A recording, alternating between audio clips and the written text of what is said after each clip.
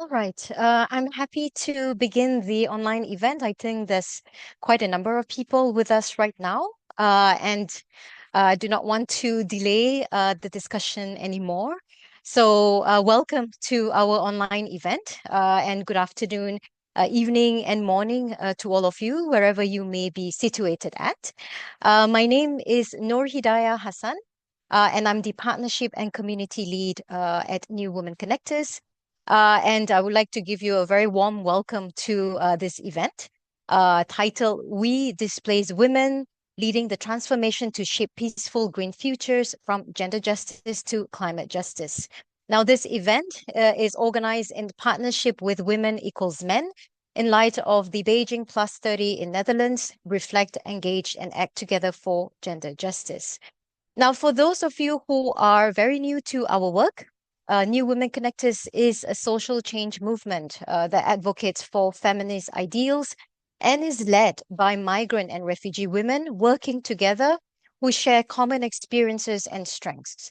So we work on transformative policymaking by breaking down the walls to exclusive policy spaces on all levels.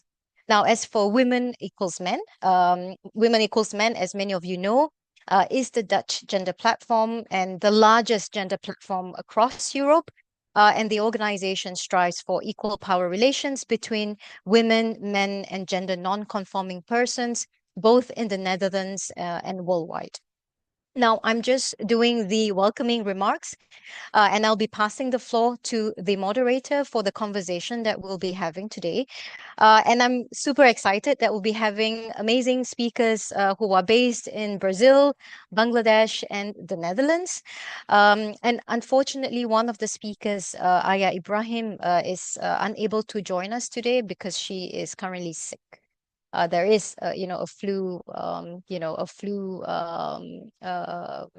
flu season happening everywhere. So completely understand. And she has, sent her regards and her apologies for not being able to be part of today's discussion. Now, before we begin, I would just like to remind everyone of some basic house rules. Please do have your microphone muted if you are not speaking or not actively participating so that we can minimize any kind of background noise. There will be a Q&A, a question and answer session at the end of the discussion, and the moderator will then invite you to either switch on your mic or put in the chat your questions. You can, of course, put in your questions in the chat, and the speakers and moderator will address them at the end during the Q&A session. As you've heard, the session is recorded and will be uploaded on our YouTube channel and social media accounts. So if you do not want to be recorded, please feel free to rename yourself and also keep your camera off. Now, moving on to the context of the event really quickly. So for today's discussion, we will be looking at the interconnections between gender justice, climate change, and displacement or migration. And New Women Connectors, we have been working on this question, these very intersections between these three topics through our initiative called Coffee Tables, Feminist Leadership for Climate Justice, which is an initiative that gathers feminist leaders from climate-affected countries and from displacement settings to provide critical insights for COP. So that is our initiative around climate justice and gender. And as we know, climate change, displacement, and gender justice cannot be treated as distinct issues. These issues are gendered, where women and girls face disproportionate impacts from climate-driven displacements, exacerbated by limited adaptation policies and structural inequalities. And we have ongoing humanitarian crises, like conflicts, which further deepen vulnerabilities that displaced women experience. So this intersecting crisis require feminist responses and feminist strategies. And in the face of all these intersecting issues, women and girls continue to lead solutions to protect their fundamental rights, and work towards shaping peaceful green futures. Now, amidst this multiple crisis, we are also now facing other unprecedented challenges that are going to further deepen inequalities, right?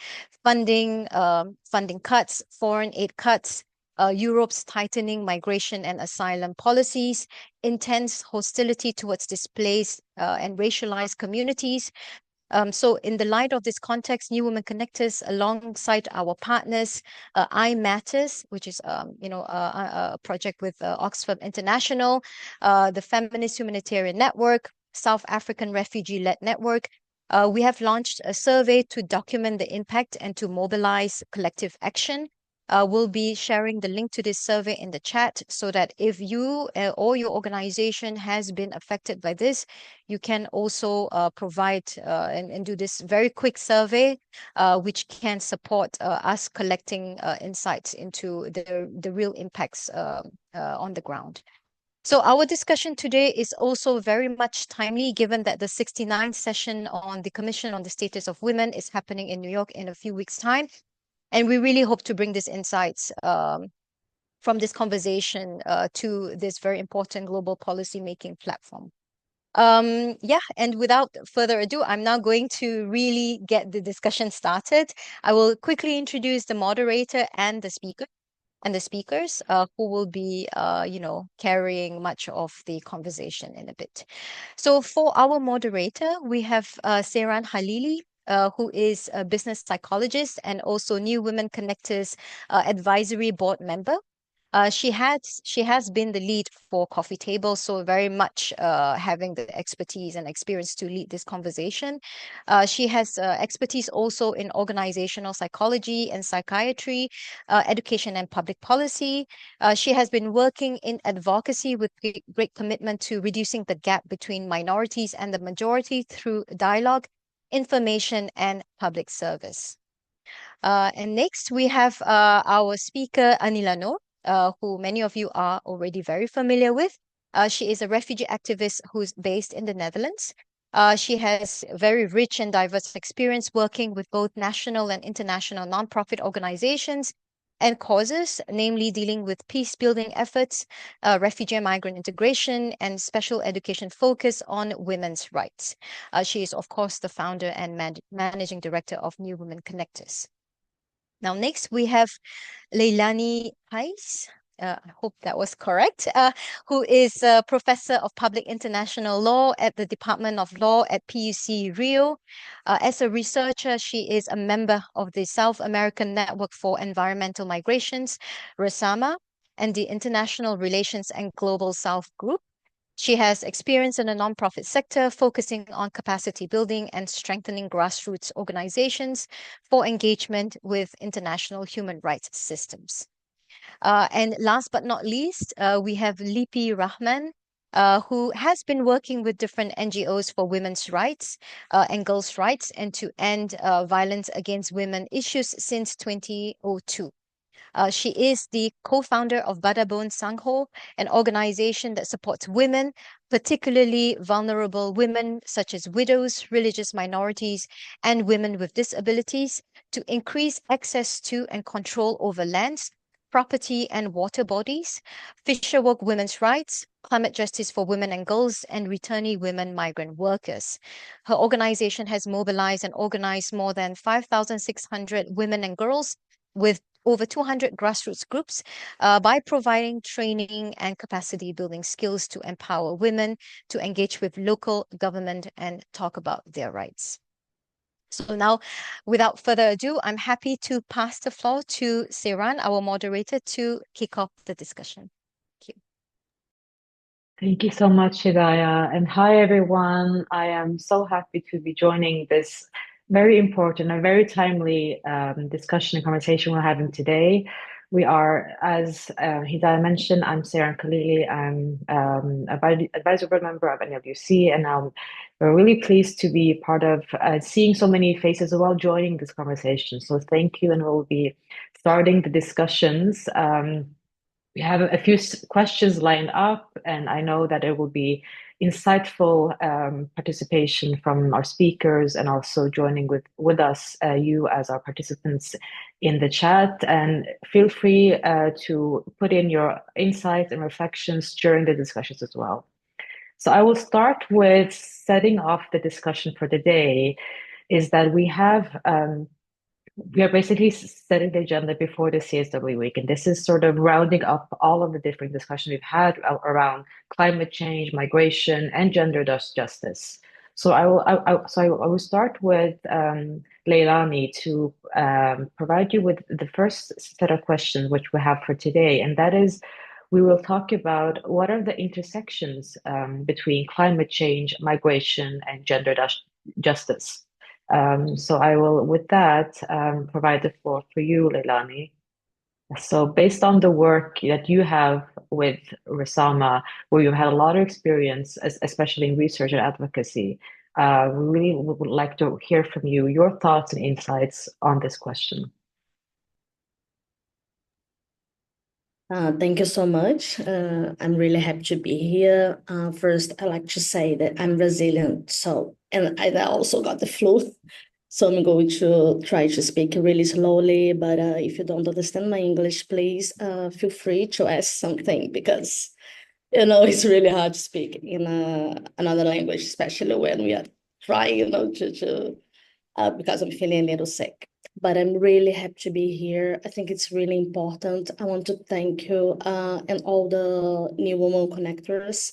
We at RESAMA, we were really glad with this invitation. So we truly appreciate it. And I have to introduce RESAMA a little bit. We are a network of independent researchers.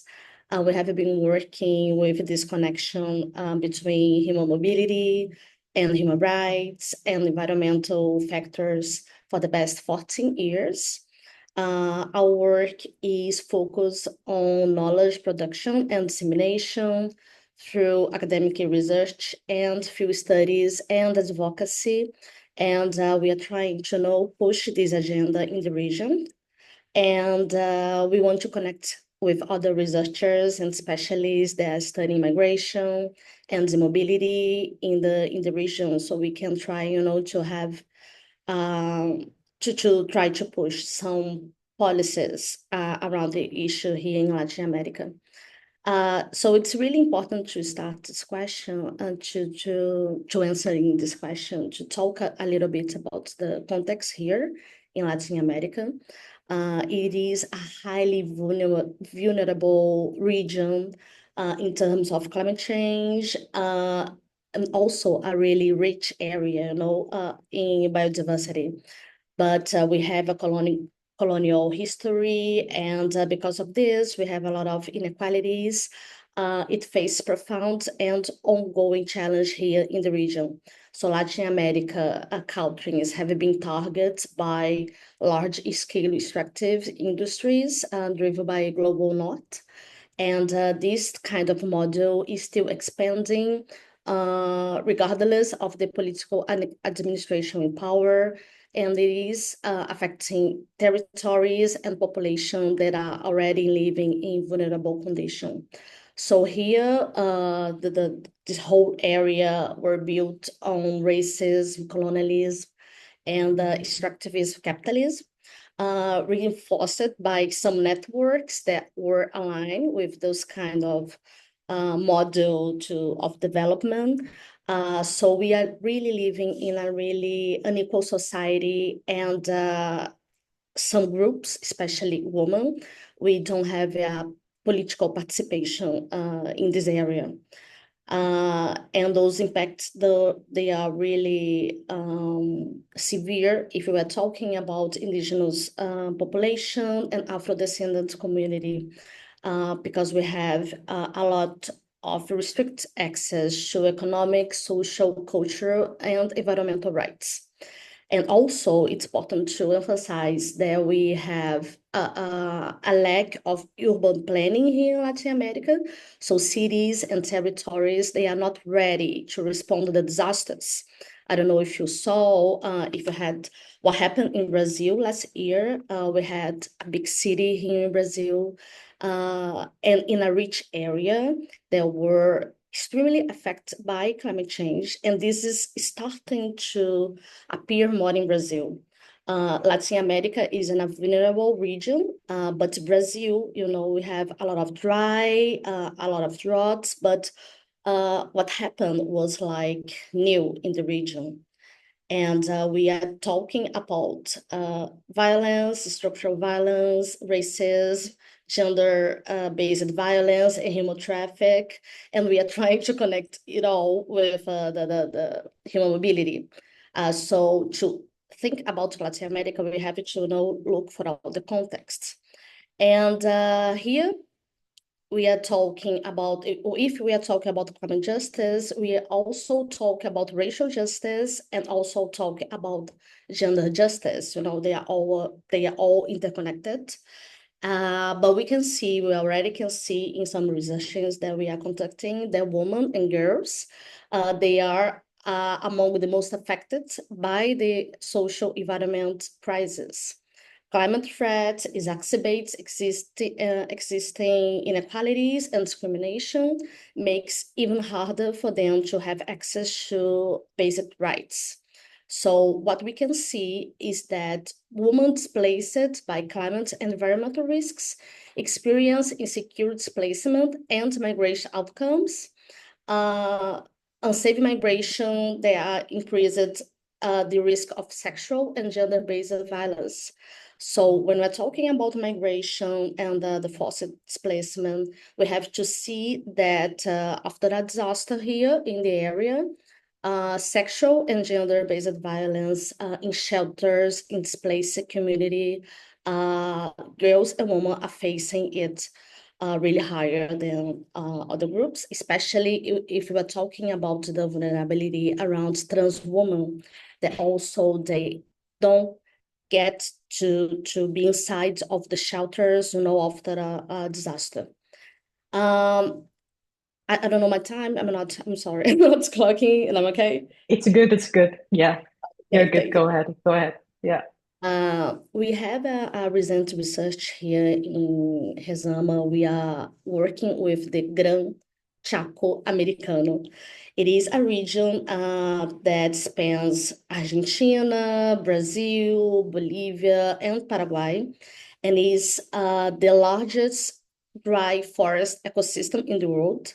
So, of course, it is an area that faces severe environmental and socio-economic challenges.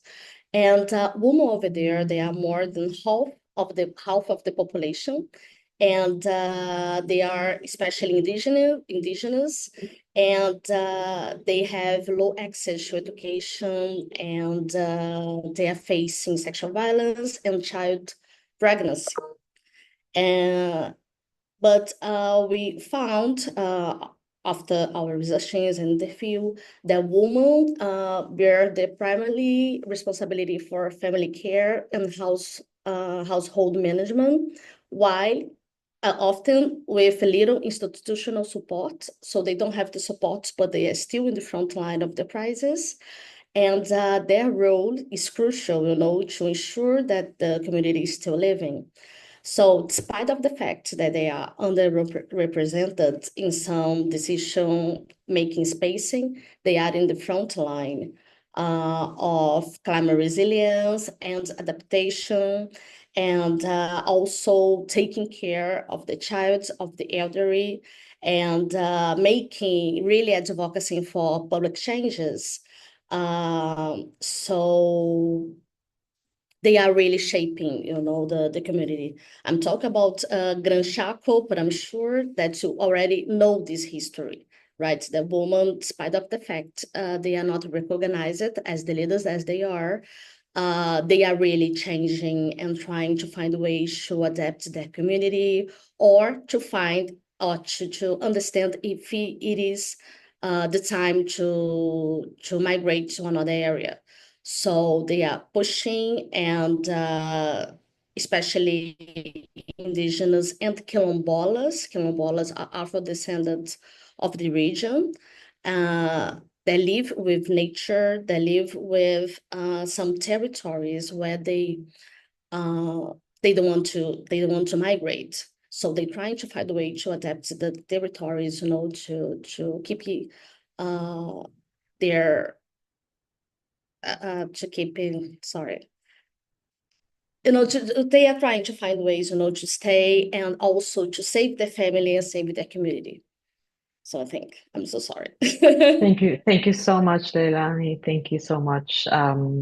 You've highlighted very much how deeply interconnected climate justice is and racial justice, gender justice are, especially in the context of inequality, especially the challenges faced by women.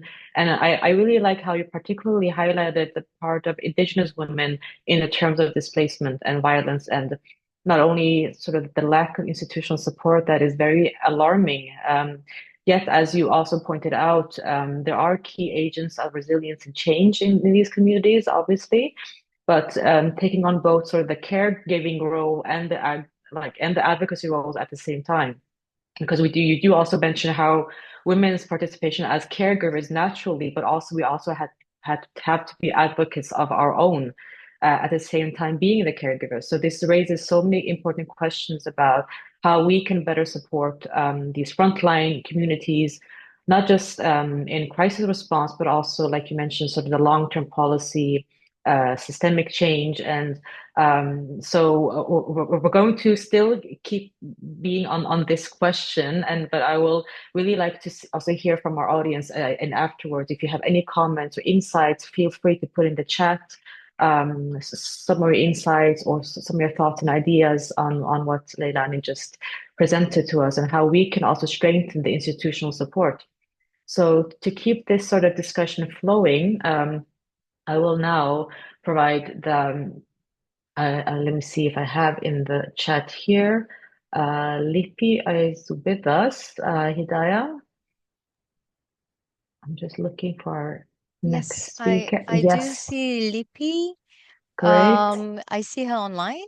Yeah. Hi Lipi, if you could have your camera on and unmute yourself. So with that, I thank you so much, Leilani, for your insights and for your intervention on this. And we will come back to some of these topics also in the later round Hi, as well. And especially, hi, Lipi, can you? hi. Can you see me? Hi. Sorry, I am, in Yes, the southern part, and the yes, yes, area I'm yes, working, and I definitely. could not, yeah, log No in. worries, no worries. Welcome, welcome. Thank Happy to you. have you. Uh, Happy to have you I was at the joining. field. Sorry, I could No, not no join. worries. No worries. So we've started the round one, and when we started sort of the discussion, as you heard as well from my summary as well on Leilani's talks and her insights. And to keep this discussion flowing in the same topic, I will pose you the same question around how we can understand the intersections between climate change, migration, and gender justice. So the floor is yours. So over to you. Thank you, Sarah.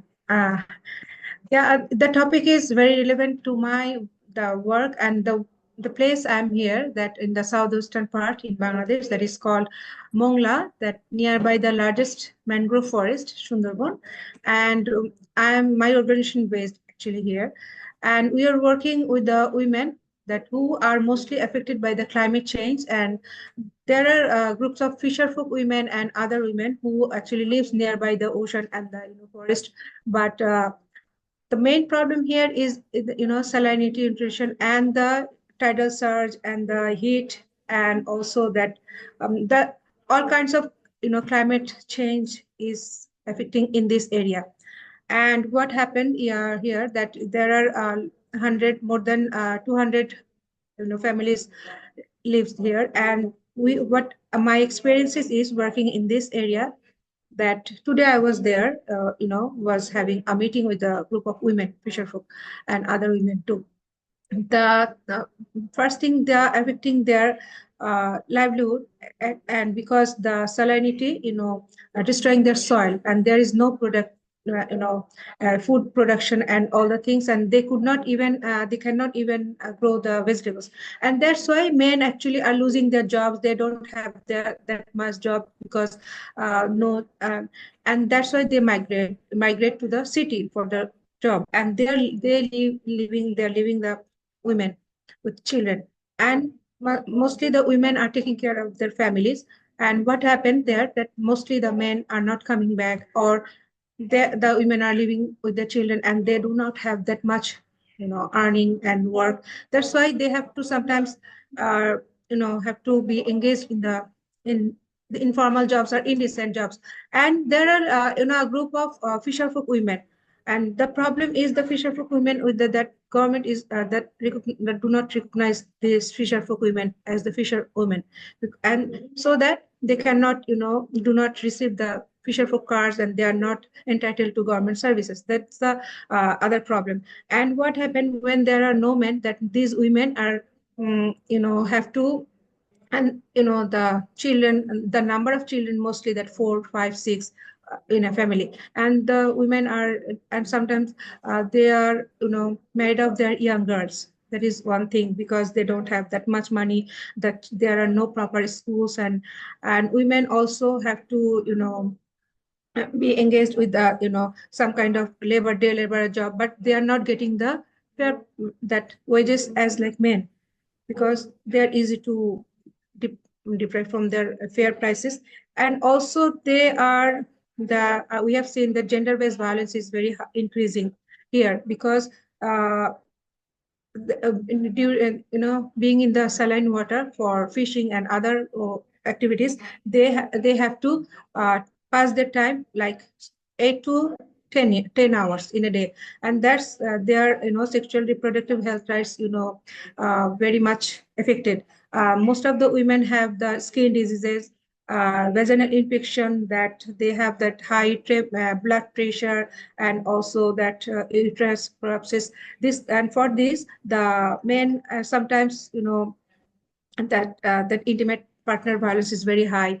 And also that as there are no jobs, that women sometimes the middlemen come and say that we are going to give you your girls or the women better job, you can come with us. Then the trafficking is very increasing very much high. That is the one thing. And also that migrant that the women are migrating to other places, and that is also interrelated with the climate justice, because they for the tidal surge and the waves and the other, because their house, I can share you some pictures later on, that their houses are very not much that you know that very dilapidated conditions, that they cannot stay there, and they don't have the proper sanitation also. And they have to move one place to another, because I was interviewing today a lady. She has moved to home 20 times in her lifetime. And that is also interrelated with the climate change issues, and um, also that gender-based violence and uh, as I was talking about the health issues, and they don't have that much proper treatment in the local level, or at the and they don't have money, that put the money they need for this treatment. And there are no bed um, fundings, or from the government side also, that for this to the medical offices that which are not well equipped. They need better treatment. There are some medicines for the primary treatment. That is also I think that is also gender injustices, because nobody actually, the government or the globally, nobody thinks that 37%, 37.2% are affected by this global climate change in 57 countries, around in 197 out of 197 countries. And nobody actually care or talk about even the policies, national policies or global policies, never talked about these issues, or women issues, that gender injustice, the climate change, that relevance, or the women are affected by their health issues, mental issues, and likewise that other issues, that they are that trafficking is increasing, gender-based violence is increasing. And that is, I think, they are much interrelated with this subject. Thank you from my side now. Thank you so much for your insights, and for showing your experiences, but also from sort of the grassroots, and how it is to have this experience in the daily lives of these women. So thank you so much, Lipi, for sharing your firsthand experiences from the communities that you work with, and your points highlighted again, as Leilane mentioned, that the deep intersections between the climate change, migration, gender justice, and why we're here today. Then we do see that there are areas that are very highly affected by climate change, and like the like the communities which you mentioned, where sort of women really bear the brunt of the crisis on their shoulders, the rising temperatures, the environmental changes that make food production very nearly impossible, because the way described by forcing these communities to migrate to cities for work, and often leaving these, especially the men, leaving the women and children behind with very limited resources. So we do see that with this, that women are taking on multiple responsibilities, but facing significant barriers, including lower wages, lack of job security, and the increase of gender-based violence. So with the crucial question moving forward is, how can we then ensure that there are policies and interventions addressing these intersecting crises? And what I'm reflecting on and thinking as you both were speaking is, how do we ensure that women, who are both the most affected and the key agents of resilience, how can we receive the support and protection that they need? Again, to our audience, please share in the chat your thoughts and insights on this as well, because we also would love to still hear your participation in the chat as well. And we do have our also joint moderators, ST and Idaya, that can also lead a few of the chat insights if you have. So to keep this discussion structured, I will now move over to our second round of today, and the second topic, which is again on this, it's like I mentioned, is how are women leading these solutions to these challenges? So now we are moving over to talking about the challenges and solutions. So I would like to welcome you back, Leilane, to the floor, and ask you the question about how are women taking action to protect the environment and their livelihoods, and what are some of their strategies of resistance? The floor is yours. Thank you. Well, as we are saying, women, they are at the front line of the fight for climate justice, leading strategies and within their territories. And they also mobilize both mobility and immobility strategies, deciding when to stay, when to resist, or when the migration becomes necessary for the survival. However, especially here in Latin America, and I can say in Brazil, the leaderships is invisible due to the lack of representation in decision-making spaces. So despite playing an essential role in environmental conservation and adaptation, women continue to face multiple barriers through public participation, not only in politics, but also in some communities. So they are excluded from climate negotiation, governance, and urban planning, despite of the fact that one of the most affected by environmental crisis. And because they are facing a lot of forms of gender-based violence through their lives, we need to say not the sexual one, but also the psychological abuse and forced prostitutions that happens in some places. And women remains responsible for care work, including security, water, food, and childcare. But despite of all those adversities, women are powerful agents of transformation. They lead their community, working to change their reality in local and regional levels, driving significant social, environmental, and economic progress. So we can say that women, they are the key players in adaptation and resilience strategies. Across Latin America, we can see they are leading initiatives in food sovereignty and agroeconomy farming. They are defending the indigenous and Afro-descendants territories. They are preserving water water conservation management, and they are working in response around climate disasters and community adaptation. We can say we have a lot of collectives of women in the region that are working on it despite of their invisibility. So we can say, for example, groups of quilombolas. Here in Brazil, we have CONAC. We can say the Coletivo de Mulheres de Gran Chaco Americano. We can also some indigenous population like Amin. It is a collective of women that works around indigenous issues, and they are denouncing a lot of violations that they are facing into the area, especially because of extractivism.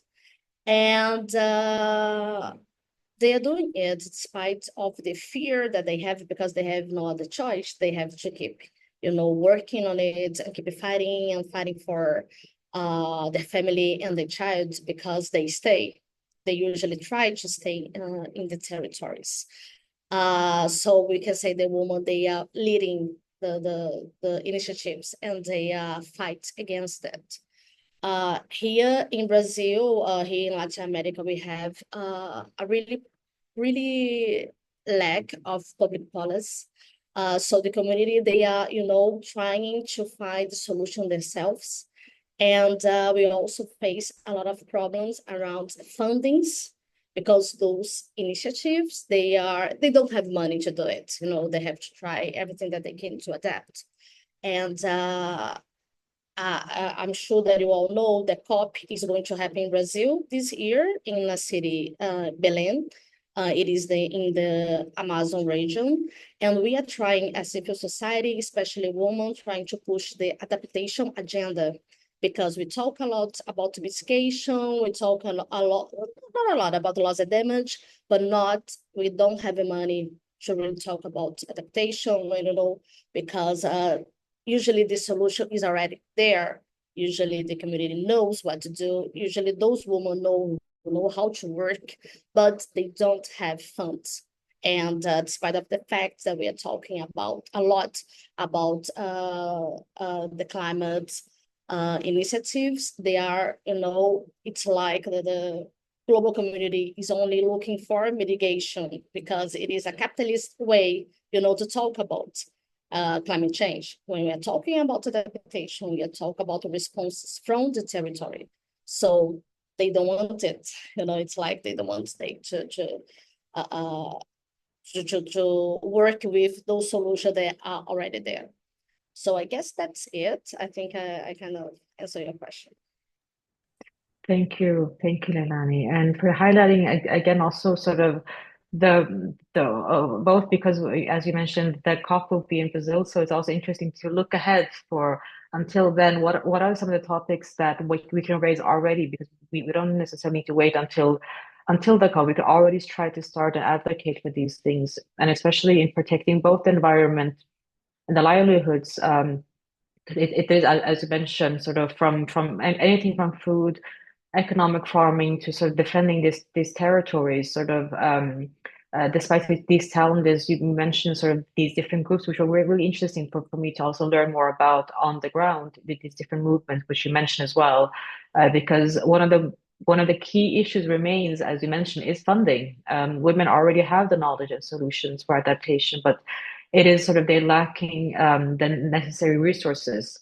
And what I was reflecting on while you were speaking, and maybe more also can sort of have had some of the same thoughts as I have had, is that with the COP taking place, particularly in the Amazon region, sort of how can the civil society push for real financial commitments to support these women-led initiatives?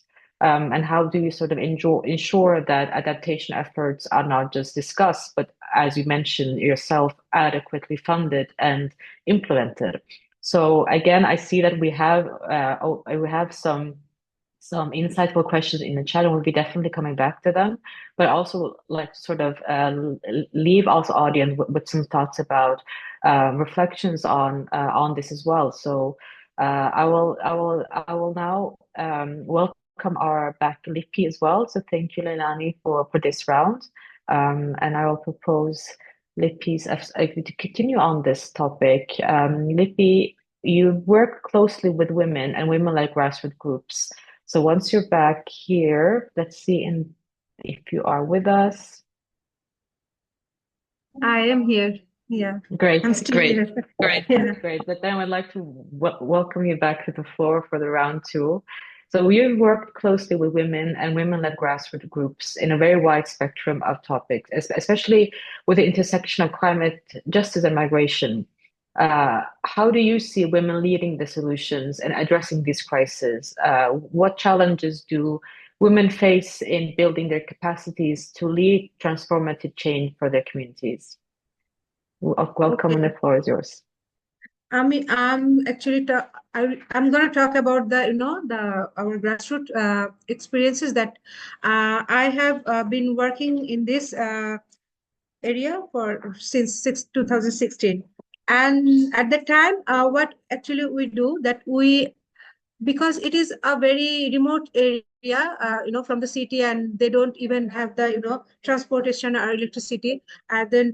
And these people are not that much aware. And what we did that we initially we tried to talk to them and to make them understand, because they don't have any idea about the climate change issues and that it is affecting them. They think that it is their fate, and it was not very easy to make them understand that we actually try to form group from the groups with the women, and to award them and to build their leadership, to advocate for themselves. Actually, it was our main goal, and to make them feel better. And yeah, that's how we started working. And now we have here more than 25 women groups in this area. Actually, I'm working in other part of the area with other activities for land rights and others. And these women that now they try to that we try to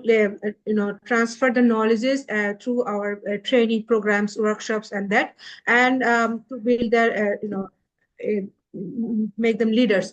And that's how we become somehow successful. And now they have their own groups and self-help groups. They are now have their own they have got the registration also, the fisher folk registration, because as I said, that government did not recognize them as fisher folk, and they did not give the card. But now they have their own cooperative, 4 cooperatives, and that is registered by the government.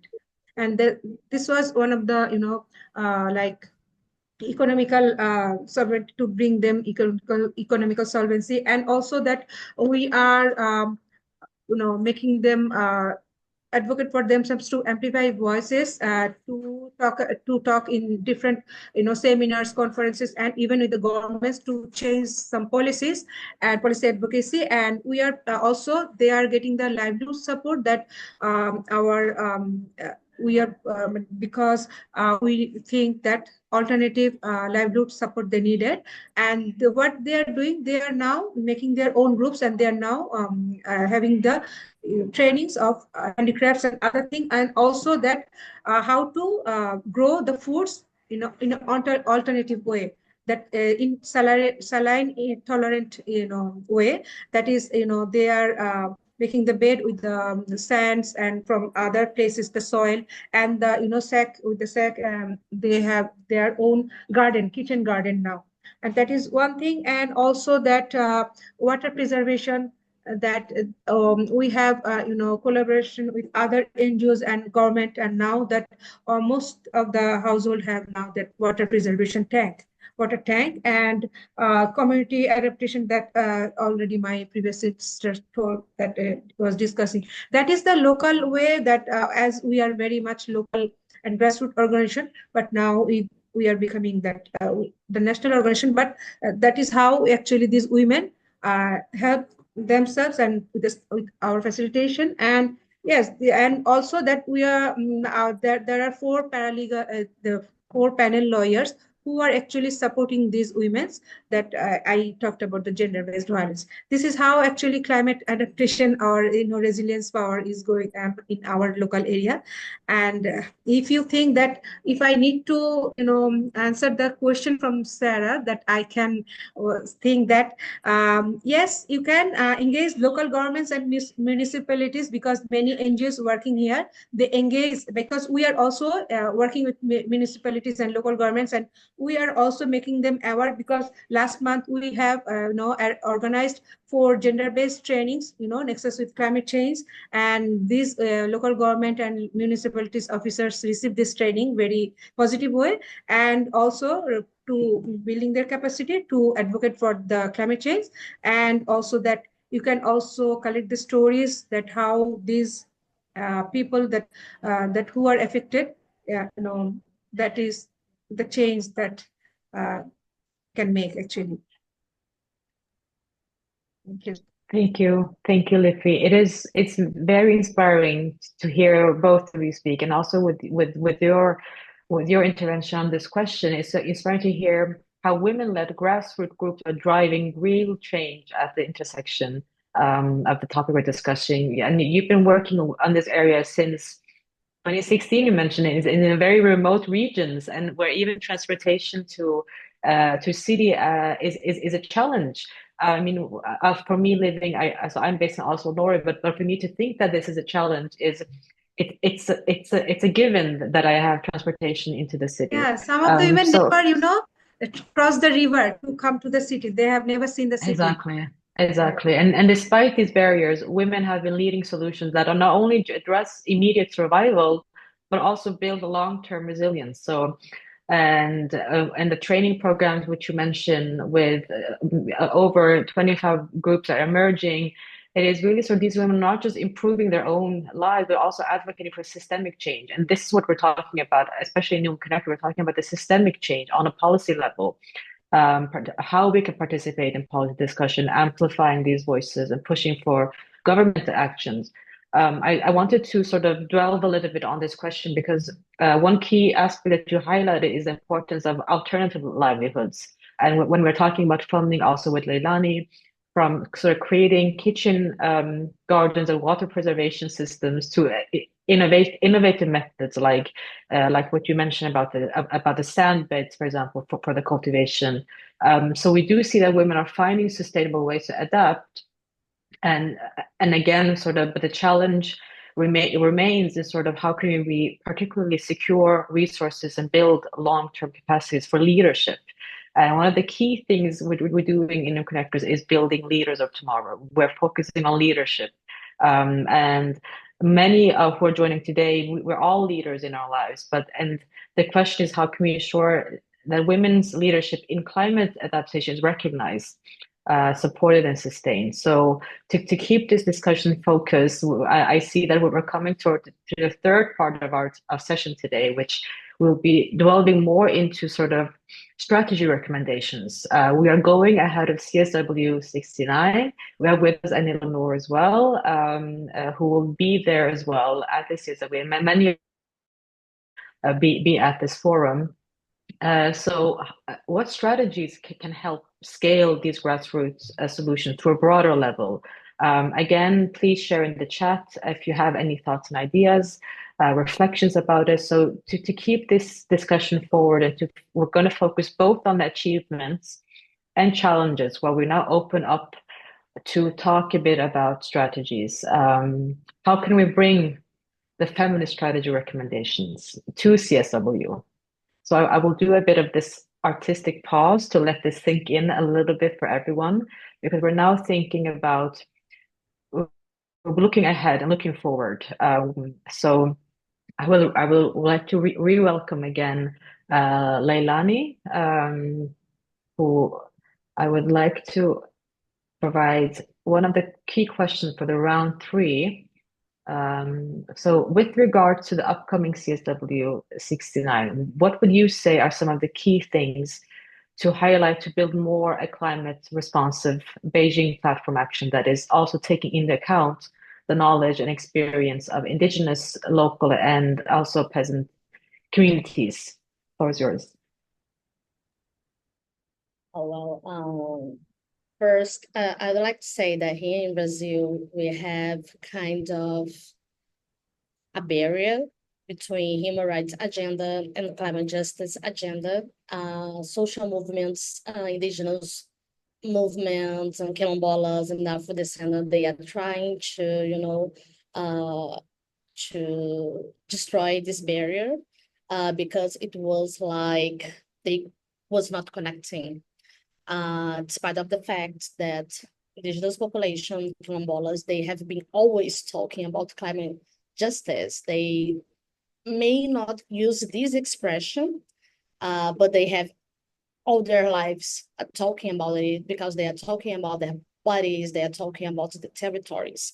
But there are a lot of civil society organizations that have money to go to international agendas. They usually, try not talk about climate, just talk about the other issue like they were not connecting. So we are trying, to break it. We are trying to start connecting those agendas and trying to integrate the climate discussion within the human rights framework. So this is an amazing opportunity to talk about it and to talk about the impacts that women are facing here in the region, especially here in Brazil. And I think when I listened to you and I read the question, the first thing for me that we have to talk in CSW, I'm thinking Portuguese, is climate adaptation. Of course, you already know that I'm the crazy one about climate adaptation. I talk about all the time because with our research, we could really see, the solutions there are in the territory. And as RESAMA, we are part of anti-racist adaptation network. It is a coalition with 40 civil societies organizations from Brazil, all Black and Indigenous. And we are trying to straight adaptation with climate agenda through advocacy and public and policy engagement. And because of all this adaptation agenda, we are also talking all the time that it's fundamental to listen to the communities they are affected. So listening to the territory, it is essential if you want to really talk about climate justice and forced displacement and forced migration. So we have to center the voices, the experience, the knowledge of the women they are directly affected by the environmental crisis. And we have to think about it, incorporating agenda and human rights perspective into climate mitigation and adaptation policy. We have to also recognize the impacts that are different if you look to a group, if you look to another group. So we have to produce data about it so we can try, to push for public policies. And we have to create mechanisms that ensure that women are really there, that women are really participating in decision-making process. Also, while migration is recognized as a crucial adaptation strategist, it must not be the only option. It happens a lot here in Brazil that is not really, oh, you have to move, forcing those people to move. Before displacement becomes inevitable, it is possible to try to find other solutions. And the government must, try to adapt the territories of the communities that have been affected. So we have to prioritize adaptation efforts that allow communities to stay in the territories. We have to ensure local participation in decision-making policy, and we have to strengthen community resilience strategies to avoid forced migration.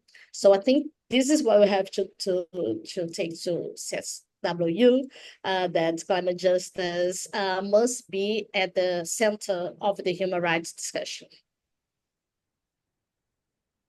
Thank you for this important insights. And you again, you highlight again the need to bridge the gap between indigenous discussions and ensuring that the most affected, especially women, are heard in policy spaces. And we all know that CSW is a key opportunity to integrate climate justice into the human rights framework and prioritize adaptation. Like you mentioned as well, while there are grassroots solutions exist, there is much more need, and I couldn't agree more. As stronger representation, better data collection, policies addressing marginalized communities and realities that are very, very crucial. So building on this, and our next speaker will bring back Lipi to this topic as well to sort of continue on this point, is to bring a sort of deep experience with your deep experience as a feminist and mentor to grassroots women leaders from underrepresented group particular, and giving your work in sort of paving the way for gender justice across many areas. I'd like you to hear your thoughts in terms of how we can ensure that their voices are truly heard at the CSW platform. The floor is yours. Thank you, Sarah. Yes, their voice is important. Their voice should be heard, and their decision and also important. And what I was thinking that yes, there are policies, national action plan, that climate change strategies, and the other policies here that which never talked about the women issues, and also that I have gone through lots of global policies too. And we are talking about this issue. We have been in many international events, and CSW is going on every year. And I'm disappointed sometimes that we actually, keep talking about this issue. What changes have we made so far? I don't know. But still, that we need to have hope, and we need to be there to talk about on behalf of these women who are mostly suffering from the climate change, that they are not the who are actually they are not the they don't know that they are not it is not their fault, but they are suffering. And the movement, we have national movement and for these women, and we are the voices, the stories should be there, and in a different way. Not that we are talking, and every year we are talking about these issues, and people listen. And I'm not sure, because I'm also on this here on this planet, that I'm not sure that how much have this changed happened. Much hopeful about these events, CSW and other issues, and I hope that some things will be changed, and women that who are suffering, they actually will be there, and their voices will be heard, and they can be in the part of the policy changes, and that more fundings of course needed, because we are not sure that how much funding this will come to support these women, and this change need to be changed. Yes, I'm not going to talk about much, because as I said that this is yes, of course. I cannot see the much hope, because sometimes I'm frustrated that yes, we are talking every year that what's happening, what result we are getting here. Yes, but still we need to continue, and we need to be strategized. We need to be on their side. We need to talk on behalf of these women, and their stories should be displayed. I'd like to thank you for your honesty, and this is what we need. We need more honesty. We need more honest reflection, and to say things how they are. And you've raised so many important points that while we have policies like National Action Plan, global platforms like CSW, real change can feel slow. It can feel very slow and very uncertain, because from the moment we started to advocate for until you actually see the change, it might not be even in our time. It might not even be in the time that we're working on. Maybe someone else is picking up the work and continuing on that. So it is so uncertain, and I can just only resonate how it's understandable to feel frustrated working in this domain sometimes. But as you said, we must continue to show up and speak up on behalf of women that are most affected. And I just salute the work that you are all doing on this area. The stories and realities of these women need to be heard in a way that leads to real action, not just discussion. And while you also mentioned sort of while hope can feel very distant at times, like even especially spaces like CSW, they remain still a crucial opportunity to push for change. So we have to keep the hope. And with that in mind, I would like to then open the floor for Anila to also talk more about how can we ensure that the international platforms like CSW move beyond the conversations? How can we talk about real impact? And that's a lot of the work that you've been doing, especially with Women Connectors, is to create platforms to create real change, systemic change for grassroots women and communities. And you've been engaged towards CSW 69. You've also been to previous CSW's events. What do you hope to bring to the discussion table, and what are some feminist responses, strategies like connecting the global majority to the global north that we are can collectively highlight? And the floor is yours. Thank you, Saran. Thank you so much. Thank you, everyone, Lilian and Lipi. I'm so, happy you both are here and you led and opened the discussion very honestly. And that's the work what we are trying to do from last few years, and which is sadly, instead of improving, it's becoming more hard for us as a feminist, migrant, refugee-led organization, women-led organization, how we can keep the floor open for us, and access to this global domain is getting so complex and more difficult. I would just want to say, as both of my share panelists mentioned, we are working a lot on the burden is on our shoulder when we are talking and facing these challenges environment, either is climate, either it's gender-based violence, either is migration. But what is happening, we as a woman, we always remain on the forefront. We are the one who are bringing and living these challenges. But what is disconnected, our approach, our influence, our power is not on a global domain, on a decision-making spaces. This is the main problem. We as a migrant refugee-led or woman-led organization do not have this power to shift this dynamic. We don't have enough human resources, as Lillian also mentioned. We don't have funds, and it's become our work to work as a voluntarily from our own pocket, right? And we are just remains on the sideline discussion. We don't have that much luxury to define what's problem according to us. We don't have access to create more visibility on a global decision-making spaces. Either is CSW or the COPE or in a global compact of refugee or global compact of migration, these domains are getting isolation from us. They just invite us to share our story as a storyteller, to hear our voices. And sometimes, not sometimes, so many times, I felt our knowledge being taken away, stealing our knowledge, our experience of lived experience. And they are making, okay, we have our data, we have interviewed these groups, and this is our solution. So this is the problem, like how we want to take our own decision in our hand, like what's a problem according to us and how we want to solve and how we want to solve these problems. This is very problematic. I just want to share the work which we are doing from last few years, how we created and come together of infinity approach. This infinity approach is built on how we keep the flow, how we go in a global domain and how we come back to the local domain by the knowledge, by the more exposure to the opportunities and more knowledge to our hand, more power in our hand. And this is not helping anyone because we don't have resources.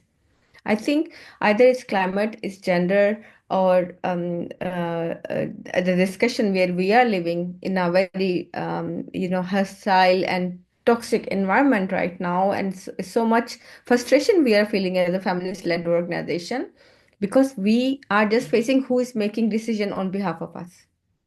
How still we are talking about the very small initiative like a temporary bandage or temporary fix. So we are not able to address to dig deep, dig in the root causes. Why, on the first hand, we become more exposure to the gender-based violence, more exposure to the climate disaster, because they are not being promoting the gender equality inclusion work which we want to bring. Our knowledge remains as a non-important knowledge, and we are living in a one part of the knowledge. So that's the main problem. And as Lipi, because I'm also from the South Asia and context, and I know how much is different to understand the cultural dynamics. It's not who is right and wrong, but every region, every country, especially women living in developing countries and in the global South, they have their own energy, their own resilience, and we need to feed in to support them instead of replacing their living conditions. We need to respect and start respecting those knowledges. We never have enough audience who can understand our culture dynamics, our problems. That's why we are is all 2025 and still we are talking about how we can bring gender equality. It's so frustrating. It's not like why we need to have a more woman empowerment and woman on the, but how? The question is how and who is making this decision? How we can bring the accountability? How we can say no, enough is enough. We are not here to remain as a beneficiary or the passive taking your policies. We are leaders, but we also need to create systematic transformative system we are working with. This system which is running is not for us. It's not built for us. It's built for to give privilege to already privileged audience. That's what we want to tackle. Yeah, and I already see so many amazing questions in the chat, so that's why I'm stopping here and giving back to you, Mike, Saran. Thank you. Thank you, Anila.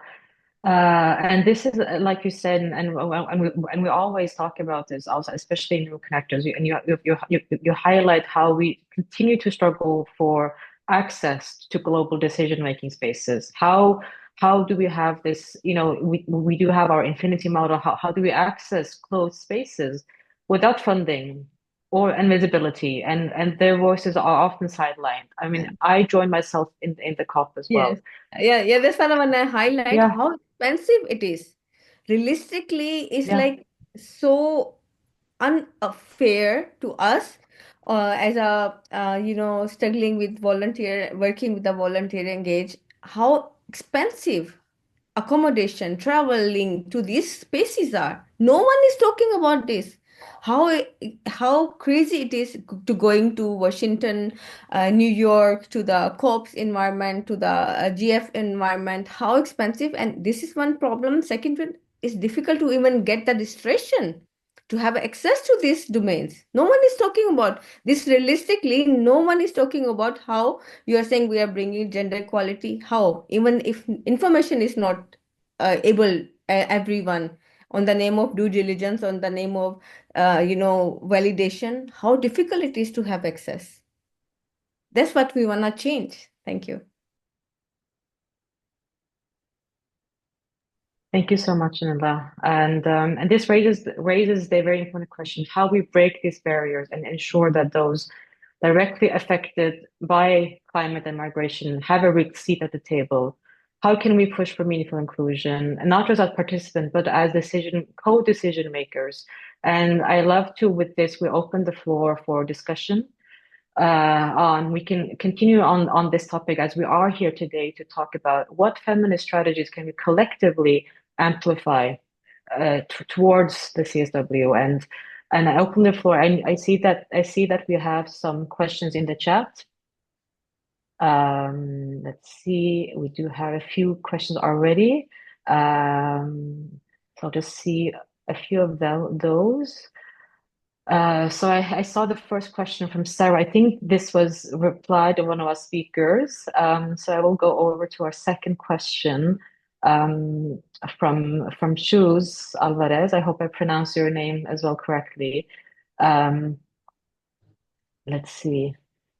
So you're sharing about the migration network, the Women in Migration Network, and And this is also really interesting. And thank you so much for sharing this with all of us. Let's see. So if there's any other questions, thank you for sharing this. I see maybe some questions or someone who would like to raise their voice. Feel free to unmute. You can just join the conversation openly if you have any questions for our speakers. Hi, I would like to raise another Yeah, question if go possible. Thank you all for these insights and stories, etc. I was wondering if we're talking about strategies to address the extractivism mindset that we talked about earlier, that extracting knowledge, extracting literal things as well. In the Netherlands, this is still something that is just ingrained in every part of culture, especially in like local governments. And this is just something that's not talked about at all. Like it's just not in the room. And I was wondering if anyone has any strategies to address this, which is unfortunately still in a way that is seen as positive and good enough to be addressed, because usually when something is addressed in not a good tone, etc., it will not succeed at all. So it's a very small and narrow way to address it, and I was wondering if anyone had any insights to share on that topic. The floor is open for anyone who would like to share. And thank you. I welcome this question, Thank you. Sarah. Can Artemis. Yes. Yeah, Anila. Yes. So my response is that this is very important. What we can do, at least when we see this kind of practice, we can raise our hand, we can stand up and say, no, this is a wrong practice, as a starting point. And then we can say, if we see, because there are few rooms, as I said, it's out of our access to be there, right? But we can make sure when we are having this kind of see the witness, we can say, and there are so many examples which I can share. There's the example of making exhibition of the pictures. I always question why these women or these people in the picture are not in the room. Why we just say, okay, it's okay to show the pictures. Why those people are not there, and why we are not attending those events? When, like, if I, to be very honest, I live in Netherlands, but if I want to reach out to any high level profile pictures person who are working, it's difficult for me to invite them. They will say no, right? But I know they have this expectation. When they invite me, I go there, right? And if I'm saying no, they will not gonna invite me next time. So how we can change this practice? That's something very important to bring the transformation of the power and the system. And it can't be happen only doing one person, but collectively how we work together. That's very important. Yeah. Thank you. Thank you, Anila. I will see if we have others who would like to join in on this. And maybe you have also some thoughts and ideas which you would like to share. Artemis. Hi, I am the president of the Women's Rights Organization, and lately, or actually not that lately, I do two things. One, if you need help, reach out.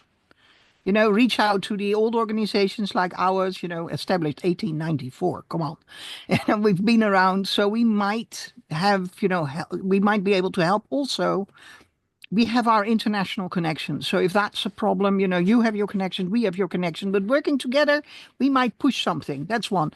Two, if it's about governments not doing their thing, tell them they have agreed conclusions. Looking at agreed conclusions of the last 5 or even 25 or 30 years, they keep saying that they will help civil society. They will, it says in every commission on the status of women agreed conclusions that they will finance civil society. Well, they don't in the Netherlands. So lately, I have started to shake my government and say, hey, you sign a treaty, you do the treaty. And yes, I'm a bit forceful, and not everyone is, but if you don't mind me being forceful and, using my slipstream, use it. I'm there. Find me on LinkedIn. And, I am always willing to fight for this. Also, I'm a candidate of the board of the Dutch Women's Council. I mean, it's on 17th of May. I still need to be elected, but there's a fair chance, which means that I will represent not just women's rights organization, but also the Women's Council, and also I'm a board member of the International Alliance of Women. Believe me, I have my contacts, and I've always been forceful, even in 1980 in Copenhagen, and it works because probably my superpower is that I don't give a fuck, and I don't care who you are. The Emperor of Japan, you still will, adhere to the treaties. I don't care. And that actually works. Well, perhaps it works because it's me, I don't know, but it works. So that's what I'm going to do at the CSW also. Every year I go to these side events and I shake governments. I don't go to the parallel events, not because they're not important, but because I, for one reason or the other, have the capacity to get the microphone and to shake governments. So that's what I do. And if I need to shake a government for you, find me. I'll be there 2 weeks. And so, tell me beforehand and I'll try to, help you because, that's who I am. I think we all needed to hear this. Thank you so much, Artemis. And this is the approach that we need to take. We need to shake our governments, and this is exactly what we need to do. Thank you so much to both of you, to Artemis and to Anila and to Sarah as well, to our speakers. I'm checking the floor for more questions, thoughts, ideas, reflections from this current session that we've been part of. Or any questions that you might have for our speakers that have had interventions today. Also, Just if there's to any say questions, that we have time maybe for one more question or comment. Yeah. Comment. Will be great. Yeah.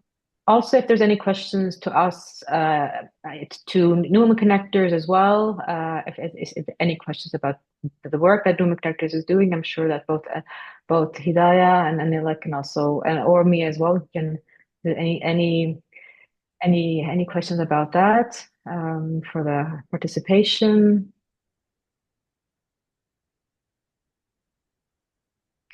Hidayah, I think we're heading maybe towards closing. Yeah, actually, not to put Choose on the spot. I don't know whether Choose is still here, but I thought that Women in Migration Network is doing a lot of things to bring out and flesh out these interconnections. I was wondering, Choose, maybe you could say a thing or two about the work that you've been doing with this cross-sectoral dialogues, if you like. It would be great to hear from you and your insights as well. Sure, Hidayah, thank you very much. I'm sorry my camera is not working, so I will be keeping that like that. Well, it's what I was sharing in the chat now. We are a global network and we work a lot on migration. But lately, I mean, maybe like 2-3 years ago, we started to explore a bit everything that has to do with climate crisis, climate change, because it was again connected to feminist issues and connected to racial issues and connected to migration and displacement. But it was like a kind of a weak side for us that we didn't understand very well. So we started to have those dialogues. It was a request from our members. And we have been like exploring the interconnections through specific cases. So we have one case of displaced community from Guatemala to Mexico. Then we presented another one, Fisher Fox from Manila Bay, and it's reminding of what Lipi was sharing also from Bangladesh. And then we are preparing another one now from the African continent, looking at, again, how all those things are connected. And for us, the point is that what I was trying to say in my comment in the chat is that if you have anything to say about climate, then you have to go to COP or any other space for climate. If you have anything to say about migration, then you go to work on the Global Compact on Migration. If you have to say anything about women's rights, then you go to CSW.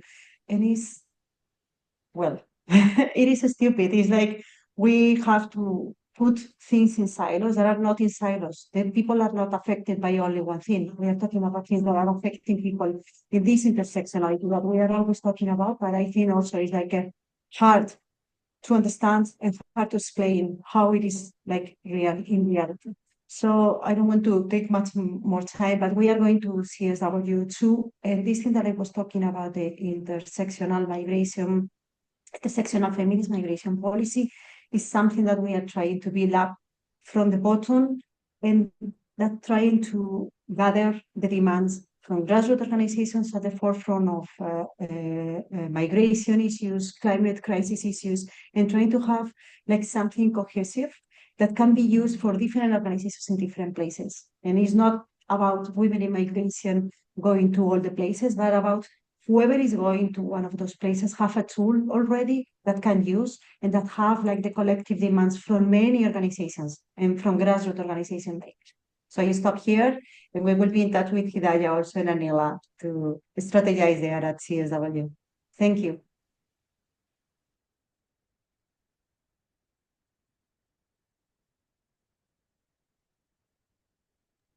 Thank you to everyone. Hidayah, I think I give over the mic to you for close.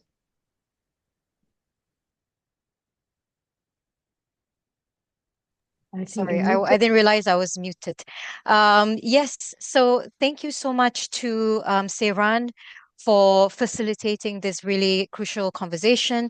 Thank you to all our speakers, Leilani, Lipi, Anila, and all of your interventions, Sarah, Artemis, Choose, and everyone else for your engagement, and of course for offering your insights and your experience for with the CSW process and other processes that's happening, ensuring that we are not going to be working in silos and building all of this interconnected strategies together as well.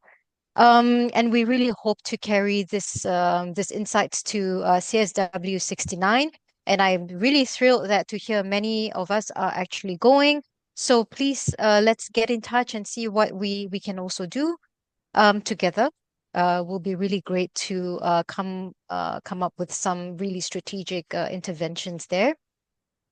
So this is where I would close the discussion. So thank you everyone again. And as mentioned before, there will be a recording of this discussion on our YouTube channel, and we will announce it in time to come. Just one last thing before we all go, because we are all in a kind of, we're all, looking to sustain our work.